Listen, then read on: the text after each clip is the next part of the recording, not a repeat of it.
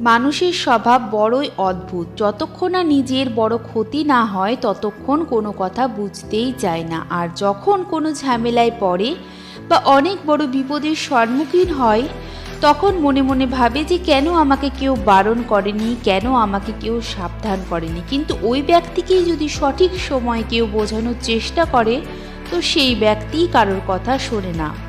ও শোনে না কারণ সেই সময় ওই ব্যক্তি তার নিজের মনের কথা শোনে।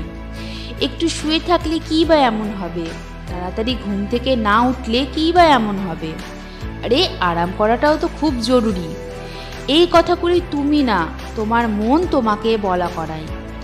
একবার মনকে যদি বলা হয় আর একটু শুয়ে না থাকলে কী বা হবে, যদি তাড়াতাড়ি ঘুম থেকে ওঠা যায় তাহলে কী বা হবে। জীবনে পরিশ্রম করে কিছু অর্জন করলে ক্ষতিই বা কী? তখন তোমার মন তোমাকে বলবে কিছু ক্ষতি হবে না, বরং অনেক কিছু অর্জন করতে পারবে। একটু চিন্তা করে দেখো, এই পৃথিবীতে তুমি কেন জন্মগ্রহণ করেছো, কেন খাচ্ছ, কেনই বা বেঁচে আছো? যদি তোমার জীবনের কোনো লক্ষ্য না থাকে, যদি কোনো কিছু করার জেদ না থাকে, তো মনে রেখো এমন জীবন কিন্তু জীবজন্তুও কাটাচ্ছে। তোমাকে ঠিক করতে হবে তুমি এই অমূল্য জীবন জীবজন্তুর ন্যায় কোনো লক্ষ্য ছাড়া কাটাবে, না তোমার জীবন ওঠা পড়া অসফলতা থেকে সফলতা হয়ে জীবনটাকে উপলব্ধি করবে।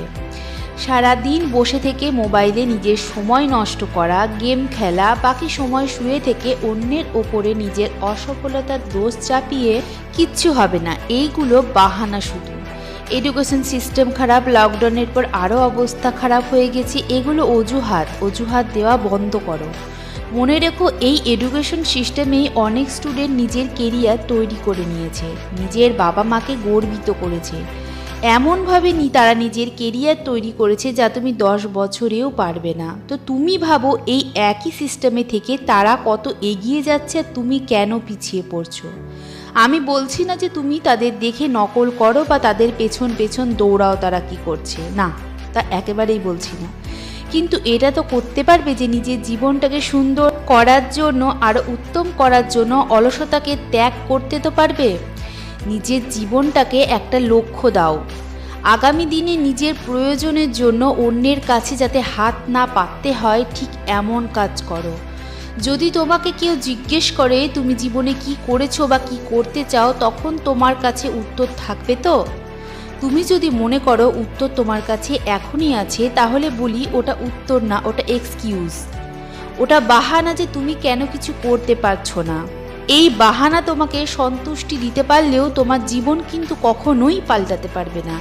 এই এক্সকিউজ তোমার কাছ থেকে তোমার সফলতা, তোমার স্যাটিসফ্যাকশন, তোমার আনন্দ সব কিছু কেড়ে নেবে, তোমার জীবনকে আরও অনেক খারাপ করে দেবে। তো এই এক্সকিউজ দেওয়া বন্ধ করো।